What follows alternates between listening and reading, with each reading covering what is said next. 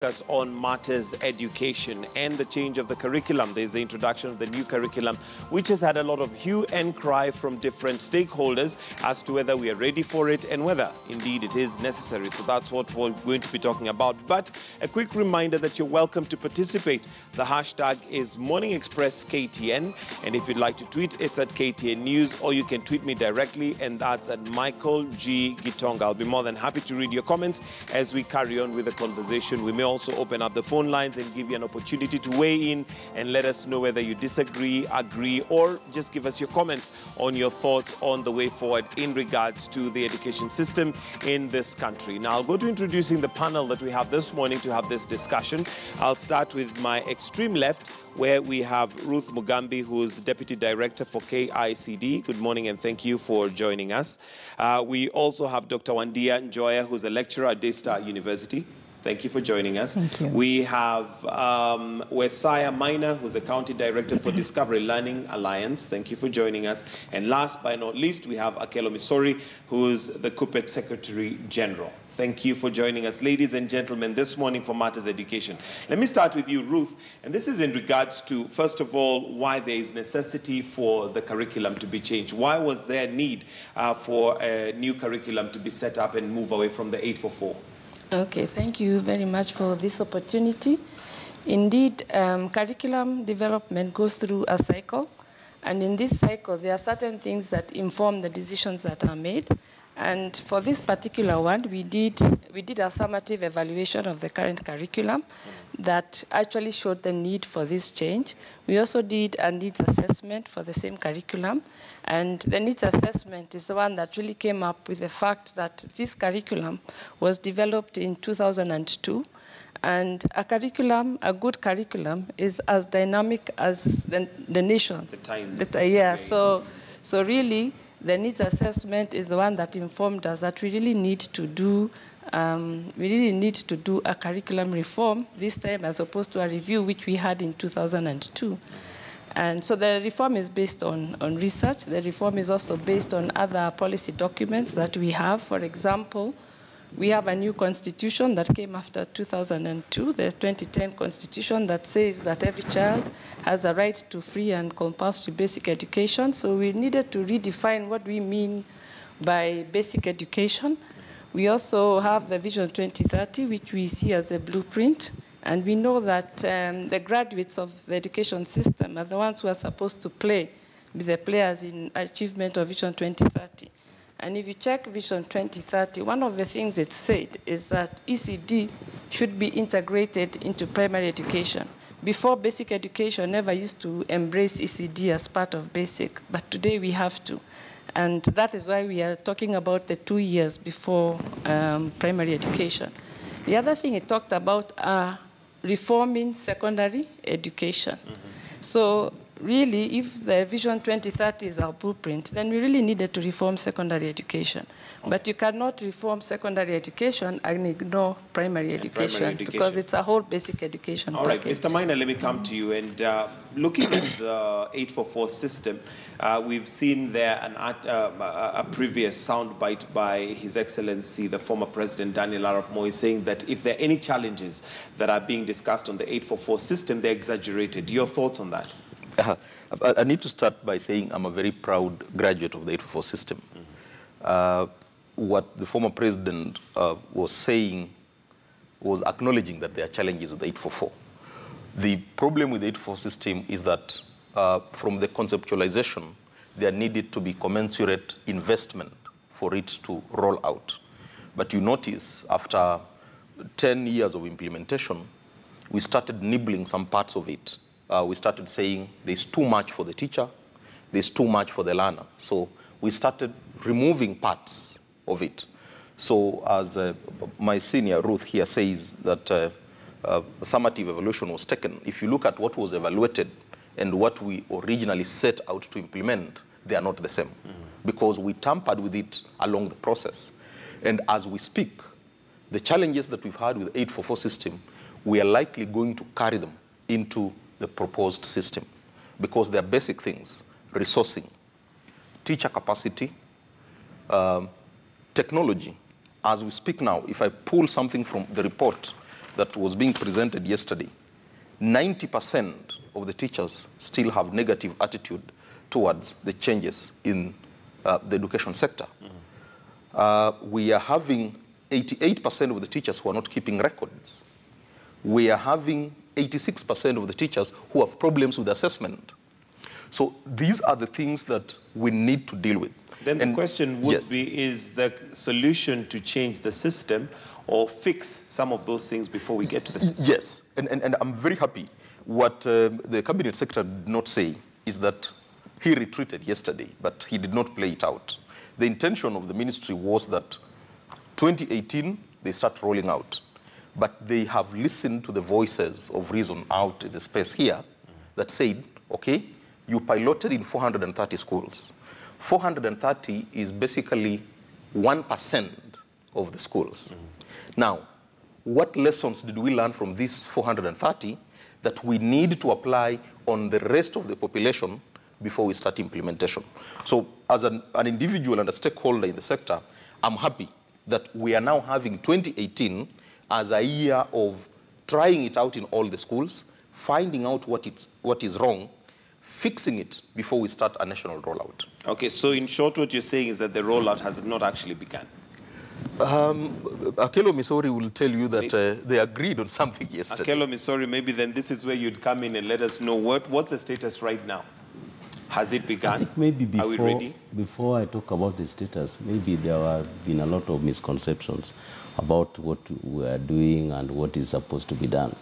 As our senior from the KICD has said, the purpose was to ensure that everybody is brought on board and all the aspects of what is required to re-engineer our processes in terms of curriculum change are brought on board. And I think that is what the Cabinet Secretary did allude to yesterday, that yes, 470 schools were identified to pilot the pre and the basic, the grade 1, grade 2 component of this curriculum.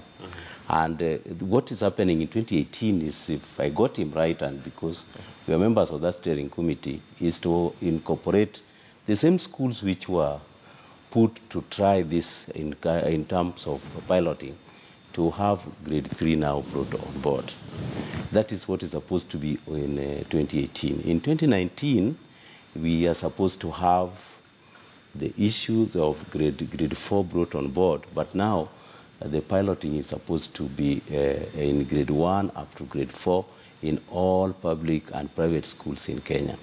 Now that is what is happening. But in terms of the challenges that we are supposed to address, which are true, yes, it is true the 844 as it were was thoroughly not understood, and therefore the curriculum itself was mutilated to an extent that we did not now end up with 844 itself. Remember what the McKay report had in mind was to generate a cohort of, and a system which would incorporate technology. But even more university which was there as a university to propagate this became more of a social science institution than technology institution. And now currently what it obtains is that for us to move forward and to go along with everyone, first we have to address the teacher preparedness. And let me just indicate that from what my brother has said, the initial studies which have come up is that, yes, 92% say that there is need for change, even among teachers. But out of this, 65% of the teachers are saying that they are not prepared. So we need to have a buy-in in the teacher preparedness and to develop the teacher capacity, because the new curriculum is likely to bring on board new issues like the assessment modes. So if you are going to have competency-based assessment and the teachers themselves are not prepared for this, then that is what's supposed to be fixed. And that is what you are trying to cry over, especially in the run-up to 2018 as we are. So these are the issues which were at least were brought on board before the Cabinet Secretary gave that. All right. Let me come to you, Dr. Wandia, and you're a lecturer at Daystar University, and of course, there's no question as to how important the teacher or the implementer of a system is in this particular case. Now, when we have 92% of the teachers saying, yes, there is need for change, but a huge percentage saying that they're also not prepared, where is the problem here? Is it the curriculum? Is it the implement? Is it those who are possibly supposed to oversee that everybody is prepared for this, so that when the learner now finally gets the system, everything is ready for them to absorb it? Okay, I think my major disagreement with this whole process has been the focus on curriculum, and yet curriculum is just one part of education.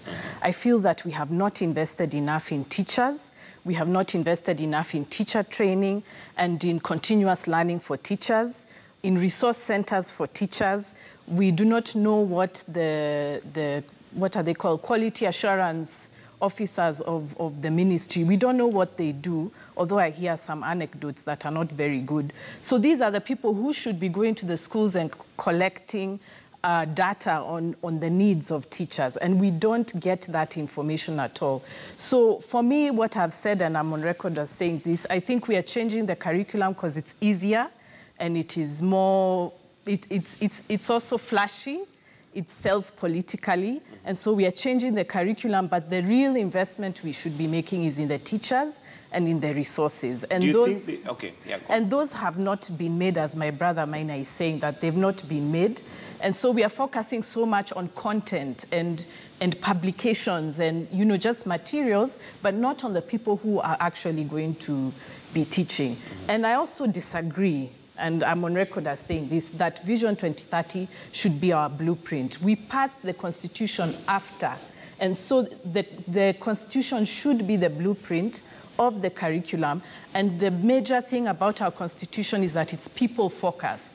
So for me, a constitutional interpretation for our education is to focus on the people and not on materials and publications and whether publishers, you know, and whether corporates are happy. You know, that's what we are all talking about, but we are not talking about the teachers who will teach, and most of all, we are not talking about the children of Kenya. All right. Ruth, have we put too much emphasis on the curriculum and developing the curriculum as much as it should be dynamic, and forgotten the implementers? Because even with a fantastic curriculum, without the implementers, it will definitely not work out.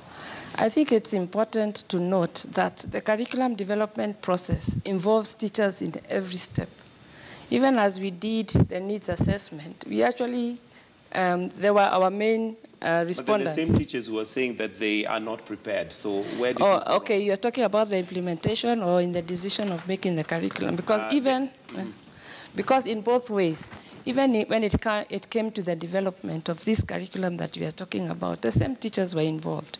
Indeed, there's a large number of 170,000 teachers, and the cascade mode that we use to train the teachers, we all know that it has its challenges.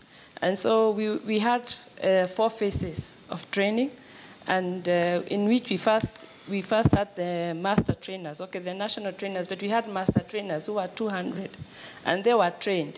And they are the ones who went to train what she's calling the quality assurance. We call them curriculum support officers in every zone. They are the ones who are trained by the master trainers. And it is those ones in every zone that conducted the training at the level, at the teacher training level. So indeed, we have been involving them.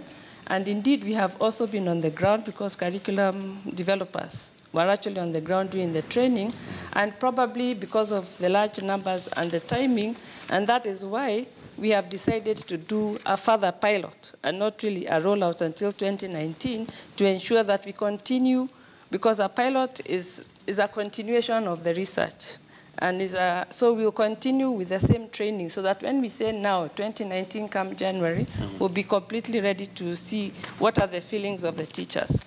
And apart from us doing the evaluation, I'd like to say that we have very proactive universities, like Moi University is also doing a study on the same, the preparedness of the teachers for the rollout. So we have a lot of USA support in ensuring this is done. And that is why yesterday, when it was announced that we are doing a second pilot so that we can continue with this research and do a proper rollout in 2019. All right, Dr. Wandi, are you convinced that teachers have been involved enough? Because according to Ruth, well, they have been involved and they have been part of the process.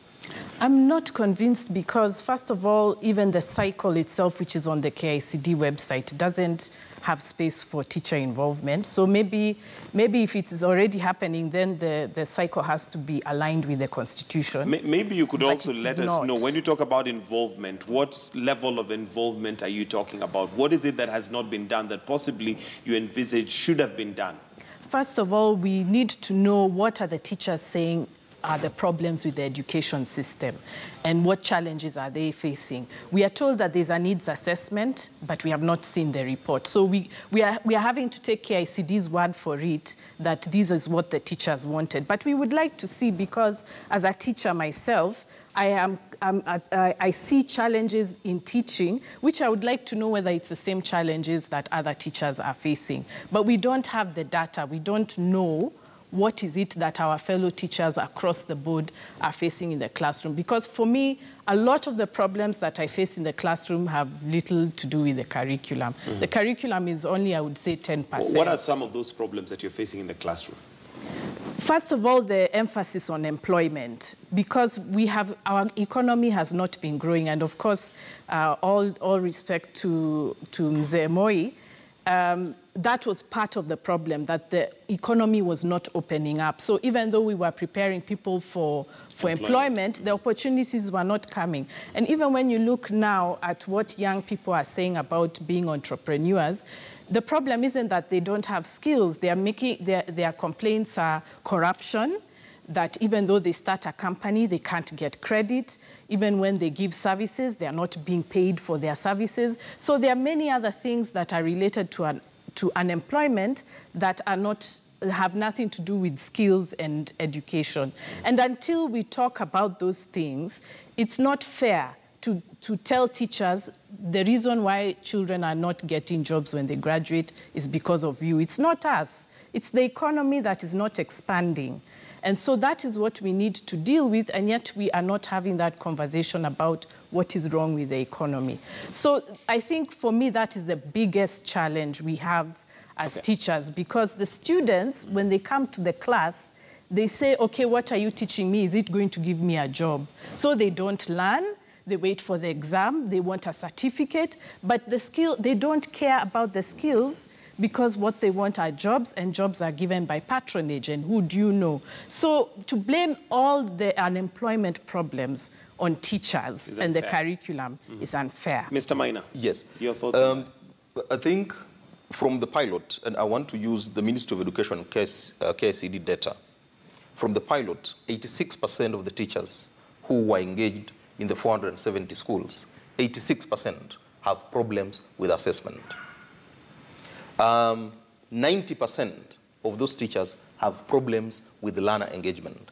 When you move towards a competency-based curriculum, those are the two pillars that the teacher needs to be able to look at a learner and make value judgment. The learner needs to be comfortable around this teacher because the teacher engages them, positively and pushes them towards realizing their potential. Those things cannot be realized effectively with the type of classes we have. We have classes in this country of 120 learners. What should be happening now, as Dr. Wandia is saying, we needed to have gone back to teacher training. There is a teacher development framework that was developed by KICD in 2016. Nobody is doing anything about it because we needed to standardize teacher training. We needed to upgrade the entry marks, because as it is now, people are getting trained as teachers in Kenya because they have nothing else to do. Then you get into teacher training. Then you get into university to take an education degree. It should not be that way. It should be that if I score an A, I can make a decision to either go study medicine or study education. Now, we only have under 40 teacher training colleges in Kenya. It is not rocket science. The ministry just needed, in the last 4 or 5 years, to invest in these teacher training colleges so that you are bringing in a new breed of teachers who then understand the curriculum that we intend to produce, so that they go and join hands with the other experienced teachers, so that those teachers who've been in service for 20, 30 years are guiding them on issues of practice, but these guys have a particular competence in training and the management of the content, so that we change the way things are done. Okay. Mr. Misori, evidently, the quality of the tutor will affect the learner. Are we investing in the wrong things, according to what we're hearing here? So how to deliver on the new curriculum, because we have already said that it is a shift from more examination orientation to a more engaging process where the competency of the learner is going to be assessed. The current crop of teachers, yes, do not have such competencies on how to engage the learner in this fashion. But that is the issue which is supposed to be addressed in the whole design. As much as the learners are going to be taken through the piloting to see how they are going to interact with the new curriculum content, then the teacher is also supposed to be exposed in the same measure. Mr. Maina has brought in another dimension that we have got so many, our classes are very big. That is true. As we develop the capacity of the teacher to address the new challenges of a new product, we need also to increase teacher numbers to address the issues in class, so that at least the teacher numbers are commensurate with facilitating the effective learning process. The issue here, which we need to underscore, is whether Kenya itself is ready to now go to invest and then to have what we call efficiency, and what we have in terms of, do we have effective learning in classroom? So what has been there, like what I used to have in my class before I became a union official, is that you are kind of addressing a political rally in a classroom situation. And our focus was basically, are our learners going to pass the exams as set? And this is what is supposed to be reversed.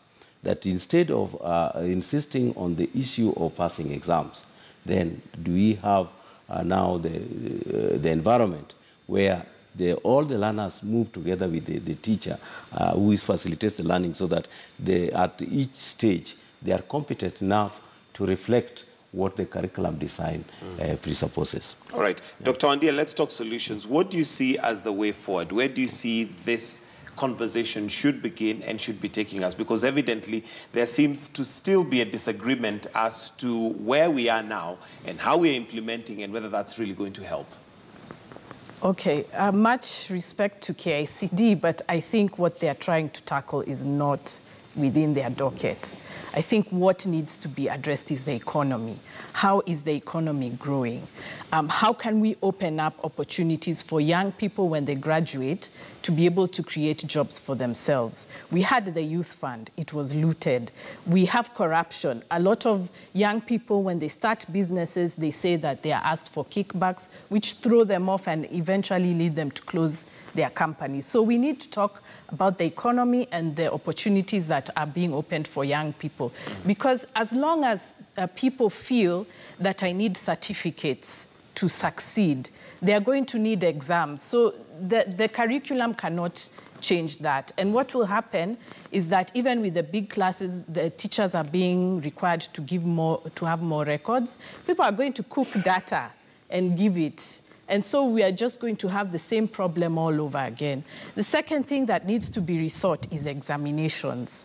We need to, for example, introduce qualification examinations for entry into different programs rather than summative examinations at the end of the school cycle. That way, you free up people to say, okay, I want to join medicine, I have to take the exam to enter medical school. And if they don't pass, if we have this exam more than once a year, then people don't feel, if I fail in KCSE, that's the end of my life. You can always take this again. And we introduce those kinds of entry professional exams across the board, whether you want to be a carpenter, a tailor, a doctor, an engineer. If you have those kinds of exams across the board, then people are free to not feel I have to pass this and enter university. There are other things. And then also improve the labor force.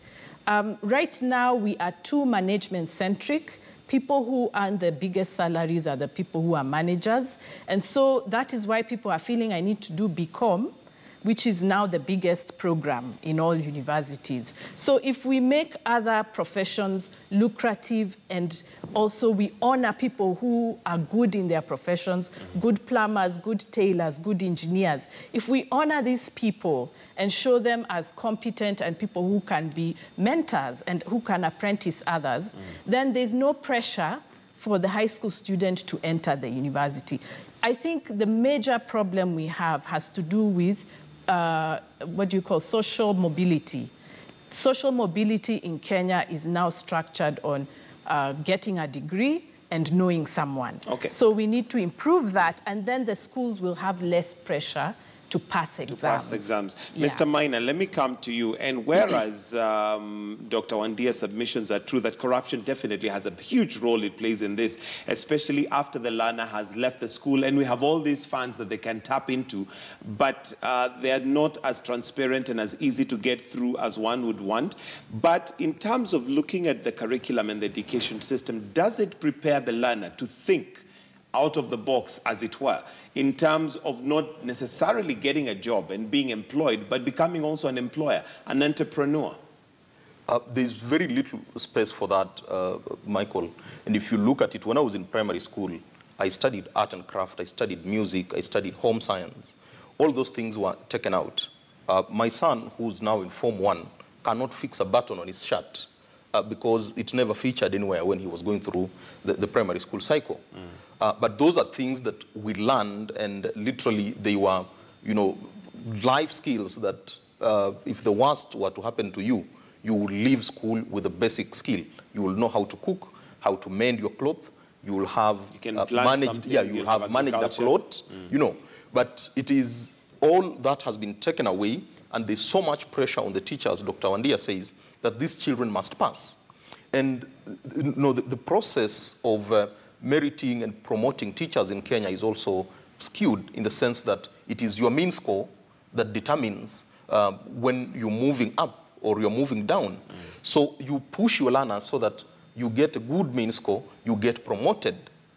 And look at it with the hue and cry that came about as a function of the awards the president was giving people on Jamhuri Day. How many teachers were there? We were awarding everybody, you know, picked from left, right, and center. But teachers who braved everything, you saw teachers during the examination period crossing rivers, carrying the examination on their heads. And the cabinet secretary was very proud. The chairman and examination council was very proud of the teachers. But a few days later, when people are being recognized, there is no teacher in between. So it tells you that we are not thinking through. Our reaction in the education sector has always been knee-jerk. So Kupet and NAT have complained, let us have them on board.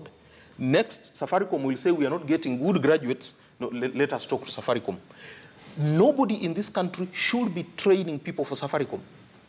No, you should go to school to become a useful member of society. Whether you learn in Safaricom or in KCB, that is neither here nor there. But if these corporates want graduates to deliver on particular lines, let them invest in education. We cannot have Barclays complaining that we are having half-baked graduates and all that they do is on Christmas Day to go and hand over or paint a wall in a school and take photographs. No. The government needs to structure private-public partnership meaningfully. We are saying we are changing the curriculum. We need to improve teacher training. Which private partners are coming on board to invest in this process to take this country forward? All right. Ruth, let me come to you. And are you happy with the progress that's been made so far? Let's talk solutions. Are you confident that what KICT has offered so far is the roadmap that we need? Yes, I am. I would like to say that when you look at the tenets of quality education, teacher education is key. So there's no way we are going to leave teacher education behind. I think it's also key to note that once the decision was made that we needed to do a curriculum reform, then the issue of teacher education curriculum had to wait because until we have developed the current curriculum is when we can now know the kind of teacher that we require. And coming this year is when we are starting to develop the new diploma curriculum for teacher education to address the current curriculum. And I think it was announced by the CS yesterday that the teachers who are going to enter colleges this year are going to enter on this new curriculum so that they are able to address the same. I think it was also mentioned yesterday that the Teacher Service Commission is also coming up to ensure that those in service, the current teachers that we have, will go continuous professional development. And they have also come up with a teacher education framework for the teachers so that they ensure that they go through those CPDs and they come up to speed to what we are doing. Again, we are also going to go to the colleges and we are going to invite them and we are going to train them on the new curriculum. So even as they are training those who are in college today, at least they'll be able to pick up some of the issues we are talking about, competency-based curriculum. So I think we are on the right track. Maybe to say what Mena is talking about, the fact that the 844 was being depleted over years, I think it's important to note that even after we implement a curriculum, we continue doing what we call formative evaluation. And we did formative evaluation in 1992, in 1996, and again in 2000. And that is what informed the changes that he is talking about. Because the Kenyans were not happy to see their children. They were saying not all Kenyans can be cooks, not all Kenyans can be whatever. So that is why it was out of research that those decisions were made. But I'm happy to say that with the needs assessment, people saw the folly of what Mena is saying.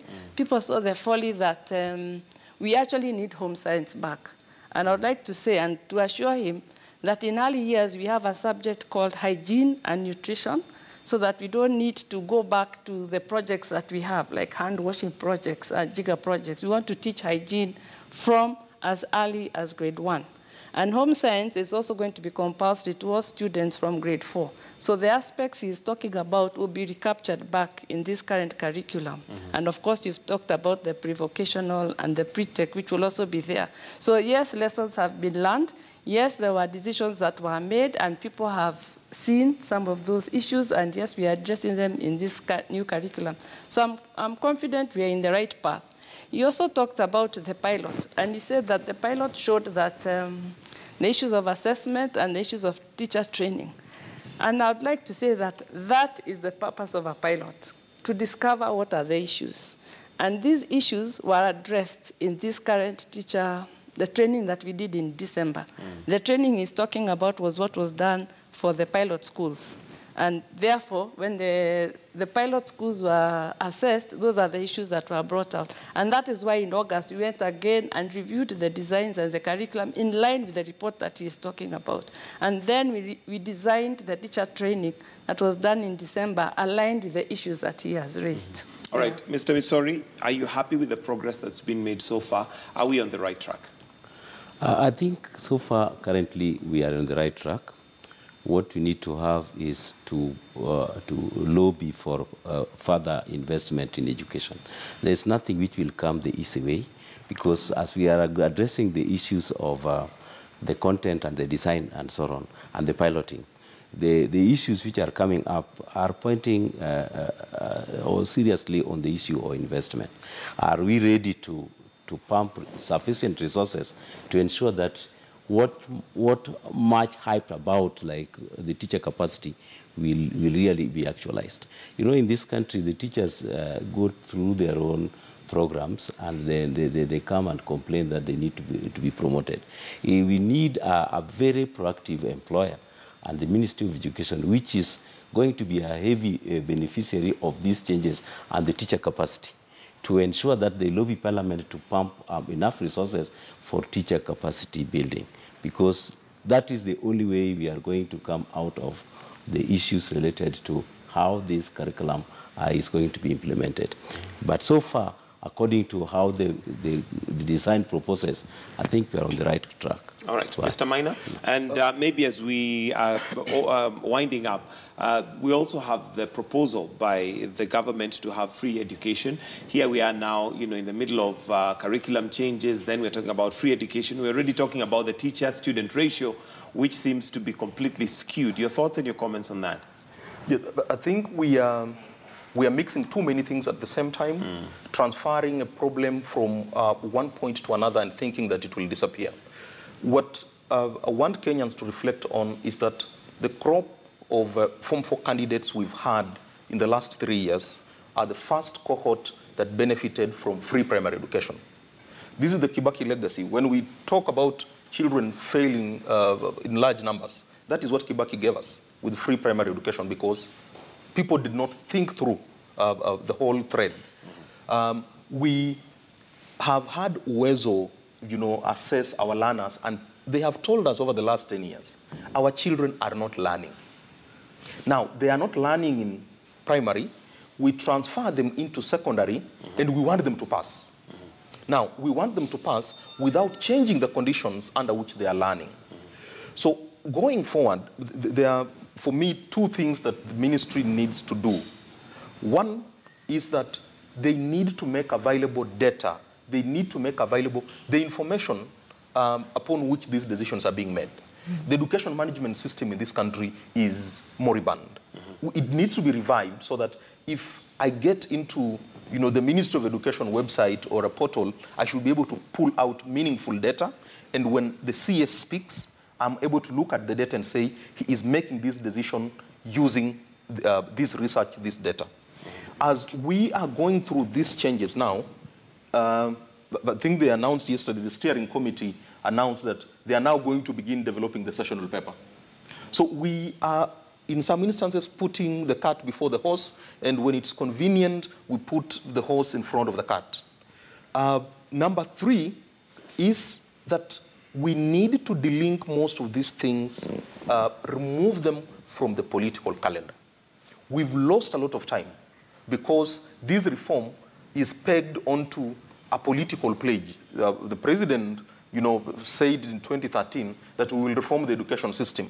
So it looks like we are, ringing everything and pushing everything so that the president's pledge is realized.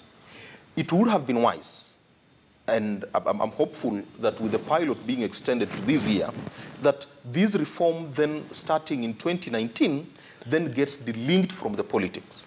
You notice we lost too much time with the elections, then the examination came in, then there is the marking, but then there is the training of teachers. So everything crammed into a short space, and we want to obtain quality, it is not possible.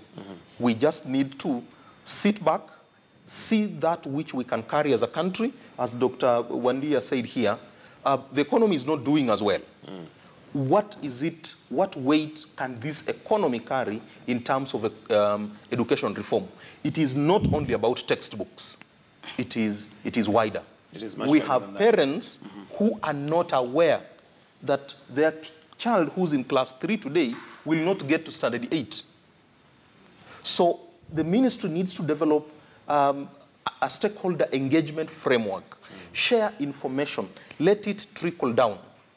The head teachers are no longer sitting in schools because there's too much shuttling between the Ministry of Education demands and Teacher Service Commission.